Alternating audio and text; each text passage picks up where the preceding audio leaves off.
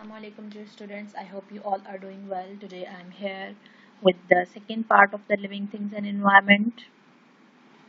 Now we will discuss the next topic, that is living things depends upon one another. As first of all, I would like to give you example from the reality. As you as a kid depends upon your mother, depends upon your father, it depends upon your mother for the food, depends upon your father for the outings, and depend upon your father for the money, depend upon your sisters and brothers for playing. Similarly, all the living things and species depend upon one another. Now, humans and animals depend upon plants for their food and oxygen in the air they breathe. It means uh, besides money and food and playing, there are a lot of things in the world of science. So now we will talk about how humans and animals depend upon plants for their food and oxygen. As you are eating, as a human being, you are eating a different types of foods. You are eating vegetables, you are eating fruits. All all those vegetables and all those fruits comes from the plants. So, uh, in addition, you are breathing, you are inhaling oxygen every million part of a second. Every second you are inhaling oxygen, and that oxygen is basically coming from the plants, because plants produce oxygen during day. In this way, we can say that humans and animals depend upon plants for their food and oxygen. I hope this statement is clear to you. Now we will proceed to the next line. Among all the living things, only plants can make their own food. Whoa, whoa.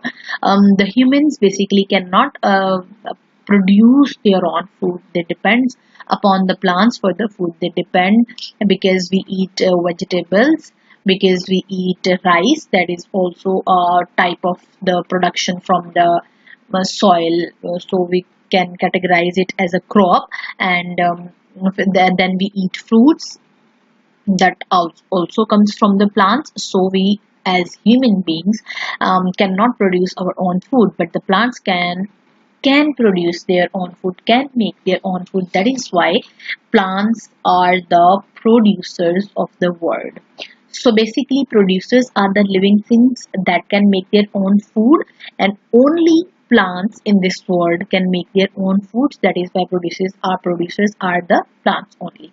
Now we are consumers. How we are consumers? All other animals that depends directly or indirectly upon plant food are called consumers. Consumers have mainly four types. First one is the herbivores, second is carnivores, third is omnivores, and the fourth one is the decomposers. We will learn all these categories of the consumers in detail one by one. First category is the herbivores, the animals that directly eat plant food, that directly eat the green of the plant. That could be leaves, that could be the vegetables, or that could be the fruits, or that could be all the types of the green parts of the plants that directly eat the plant food, that are called herbivores. And for example, sheep, camels, rabbits, and cattle are the examples of the herbivores. Here is a picture that shows you the different types of the herbivores. For example, a horse is eating grass. For example, an elephant. For example, a squirrel. For example, a rabbit. For example, a giraffe or a giraffe. All these animals are the herbivores because they eat directly green part of the plant. The second type of the consumer is the animals that depend indirectly on the plant food. It means that indirectly on the plant food means that they do not directly eat the green part of the plant, but they eat those animals that eat green part of the plant, that eat plant directly.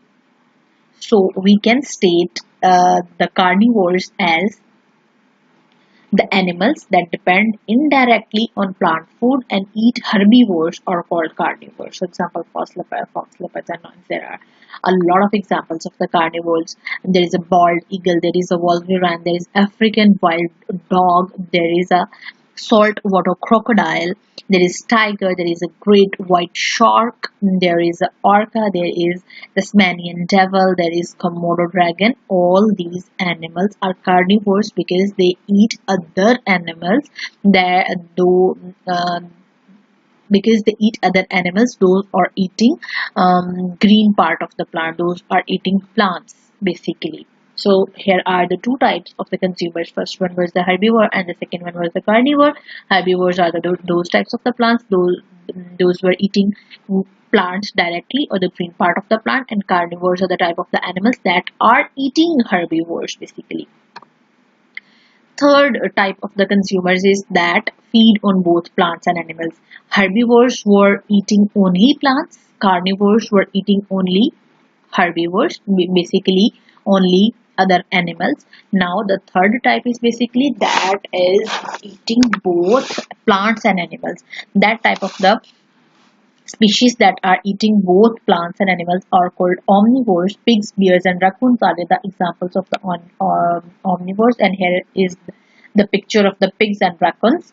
That basically both of these species are omnivores. The fourth and the final type of the consumers is basically the decomposers. The decomposers that feed on dead plant and animals. Now here is an interesting thing, that decomposers is the only type of the composers that feed themselves on the dead plants and animals. All the upper discussed three types of the consumers, herbivores, carnivores, and omnivores, were living on the living plant and animal, but the consumers that feed on the dead plant and animals and cause their decay are called decomposers. Here is a picture that shows you the examples, different examples of the decomposers. Worm is an example of the decomposer, mushroom is an example of the decomposer, insect is an example of the decomposer, and bacteria is also an example of the decomposer. So this picture makes the idea of the decomposers more clearer and more interesting to you, I hope. Acha ji. Now there is, as we have studied the decomposers, as we have studied that decomposers feed themselves on the dead plant and animal, there are two things. One is a dead plant and other is a dead animal. So depending upon these 2 points, there are two types of decomposers. One type of the decomposer will feed them on the dead plant, and one type of the decomposer will feed them on the dead animal. So depending upon these 2 points, there are two types. First type is the scavengers and the second type is the detritivores. The decomposers that help to break down dead animal into smaller pieces are called scavengers. For example, vultures. The first picture is an example of a vultures. Here are three vultures are feeding themselves on the body of a dead animal. Now, the second type of the decomposer is the decomposers that break down dead plants to the smaller pieces or called detritivores. For example, earthworms or the woodlice and the slugs that feed themselves on the dead plants, dead plant material. Here is an example of the detritivore. So, mutualism. As we have studied that we as the human beings depend upon one another. Similarly, all the animals depend upon one another and they like to live in the groups. Many living organisms live together in groups. Either same or different organisms are grouped together to help each other. First of all, we will talk about the group of the same organisms, where the same type of organisms are living together in the form of the group. For example, the family of deer and zebras live together called herd. There is a picture of a herd where a lot of zebras that are looking so beautiful under the blue sky. This is basically a herd of zebras with a lot of zebras, because I love the zebras looks black and white. The second type, the family of lions live together, is called pride. If a group of the lions are living together, that group is known as pride. So basically these two examples are of the mutualism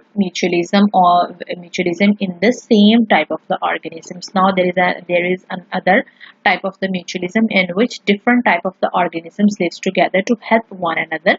For example, a hermit crab takes up home in empty shells of whelks. Now hermit crab and the empty shell, the shell of the whelks. There are two types of the things that group together to help each other.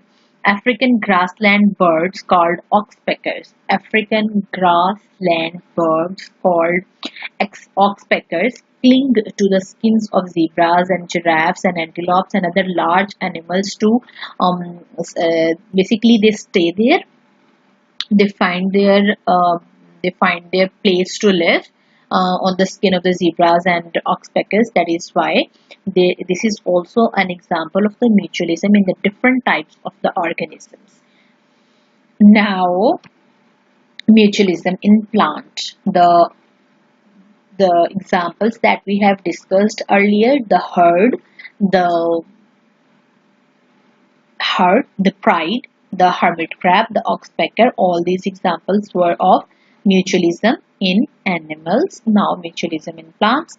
Mutualism in plants basically is less common than animals, but still there are some examples of mutualism among plants like animals. For example, there is a picture of the alga. There is a picture of the lichen. Basically, the lichen is an example of mutualism between fungus and alga, and these two types of the plants lives together to help each other in certain ways. That is why we say that this is an example of the mutualism in plant. Now we proceed to the next topic, and this topic is in itself a main topic called parasite. A parasite gets its food from living body of another organism called host. An organism that is living on the body of the other living part is known as the parasite, and the living organism that is providing the food to the other organism is known as host. So a parasite, unlike predator, does not kill its host. So I would like to explain this statement to you, dear students. Basically, predators are those animals that kill their prey for their food. For example, a lion kills a deer and eat out its body all the way through. But a parasite is, we can say that, kind enough that it finds its food from the other living organism, but it does not kill its host. There are two types of the parasites: external parasite and internal parasite. First of all, external parasite are those attack the outside of their host, because they this type of the parasite is basically the type of the parasite that is attacking a host for its food from the outside of the host, from the outside of the body of the host. For example, ectoparasites. Ectoparasites are blood sucking parasites. They inject their, we can say, sting from the skin of the host. Ectoparasites are example of the external parasite. Now internal parasites are those act internally. For example, beef tapeworm, cholera, typhoid and tuberculosis. Out of these, last three are found in human body. Cholera, typhoid and tuberculosis are the types of the internal parasites that are found in the human body and act from inside of the body. We human body basically act as host for these types of the parasites. Now parasitism. Parasitism is just like mutualism. It also involves two organisms, but in parasitism one lives completely at the expense of other. For example, as we have discussed in mutualism, that a group of zebras are living together. Basically they want their safety from the other attackers, basically, and they want something because they want to find something to eat for one another. But in the case of parasitism, one living thing is completely living at the expense of the other. and that other living thing is called host. A parasite is getting all the advantage of the host, but host is finding nothing. That is why we say that parasitism involves two organisms just like mutualism, but in the case of the parasitism, one lives completely at the expense of other. There is the advantage to only one living thing, and the second living thing is have disadvantage but no advantage at all.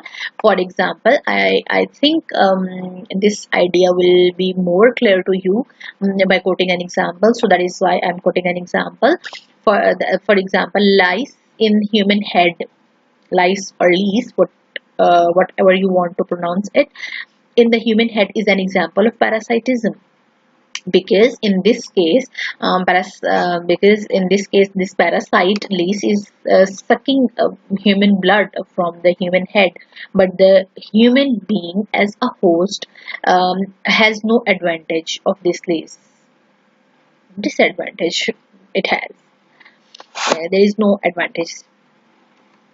Now, fungal parasite. Fungal parasite, we can say that the parasite of the plant. One widespread, all the types of the parasites and all the examples of the parasites that we have discussed here are the examples in the animals. Now, parasites in plants. That is why we are quoting it as a fungal parasite. One widespread plant parasite is dodder, which feeds on number of plants, even on acacia tree. These plants look like a tangle of copper wire. It lacks chlorophyll in its stem and leaves. As we have studied in the start of the chapter that plants are the only producers of the world, now why there is a type of the parasite in the plants? The question arises in the mind that why there is a type of the parasite in the plants, because this type of the plant lacks chlorophyll, and chlorophyll is basically the main part of the plant that carries out its photosynthesis. That is the reason behind the photosynthesis, and photosynthesis is the process through which the plants makes their food. That is why we say the dodder is a example of the fungal parasite, and parasite is basically that lives at the expense of other. And this dodder lives at the number of the other species, even on acacia tree as well. Many fungi are parasitic because many fungi lacks chlorophyll. Here is a picture of the fungal parasite called dodder, and it looks like a tangle of the copper wire. This is a beautiful huge flower. Is also a type of the plant parasite called Rafflesia, which has largest flowers in the world. Is also a plant parasite. It grows in the forests of Southeast Asia. It has no chlorophyll of its own. That is why it is a type of a plant parasite. So basically this is the last topic of your chapter, but for the more learning of you dear students, I have some important comparisons of this chapter so that you can learn the points on the contrary basis, because when there is a comparison the things becomes more clear in your mind. One by one, we will discuss these comparisons: the biotic and the abiotic environment, deserts and rainforests, cold-blooded and warm-blooded animals, producers and consumers, penicillin parasitism. First two of this list is discussed. First two of this list is basically discussed. Now we will discuss cold-blooded and warm-blooded animals, producers and consumers, mutualisms and parasitism. Cold-blooded animals. Animals that cannot generate internal heat of their own, and they need the heat of sun to warm their bodies so that they can become active, are called cold-blooded animals. For example, lizards, snakes, turtles and frogs. All these are examples of cold-blooded animals, and out of these examples we have discussed lizards and snakes in the topics of the deserts and rainforests. When we were comparing them together, we talk about the lizards and snakes that they become active during the day, during the sunlight, and they become deactivated, as we can say, deactivated during the nights, because in the deserts nights are so cold. I hope you remind all the concept. Now, the second is the warm-blooded animals. Animals that can generate their own internal heat. They keep a constant body temperature and they do not sunlight as much as the cold-blooded animals need. For example, birds and mammals, they can generate their own heat and they do not need sunlight just like the cold-blooded animals. And because they can generate their own heat, that is why they can be active all the day and night because they have their own heat. So this is the first comparison. Second comparison is the producers and consumers. As we have studied earlier, the living things that can make their own food are called producers, and the only example that we have in this world is plants. Consumers, the living things that cannot make their own food, rather they depend directly or indirectly upon plant food, are called consumers. For example, sheep, fox, cattle, lion, rabbit, camel, all these animals are examples of consumers. Mutualism and parasitism. Mutualism is when same or different types of organisms lives together in form of groups to help each other. To help each other. But in the case of parasitism, when different type of organisms live together, but one is living completely at the expense of other organism. The difference is basically in the case of the mutualism, to help each other, one is helping other and other is helping one, but in the case of parasitism, one is living completely at the expense of the other organisms. This is called parasitism. Example of mutualism is a group of zebras that is called, you may know students because we have studied it earlier, when the different types of the animals lives together in the form of the groups to help each other, they are called, this is basically called mutualism. And the group of zebras that are living together to help each other is called herd. And the group of the lions that are living together to find their prey and to find security and safety for the families, as just like the human beings, is called pride. Group of lions is called pride and group of zebra is called herd. And the examples of the parasitism basically lays in the human head. So the chapter ends here. I hope all the concepts are clear to you, all the definitions are clear to you. I have tried my best to incorporate more and more pictures and colors to this video so that all the concepts are clear in your mind and you guys find these topics and these definitions more and more interesting, and it will be easy to you to learn all the concepts along with the pictures. May Allah Almighty help you and increase your knowledge, and with this I would like to take leave. So Allah Hafiz, take care of yourself, of your mother, of your father, of your surrounding, and keep your surroundings clean. Thank you so much.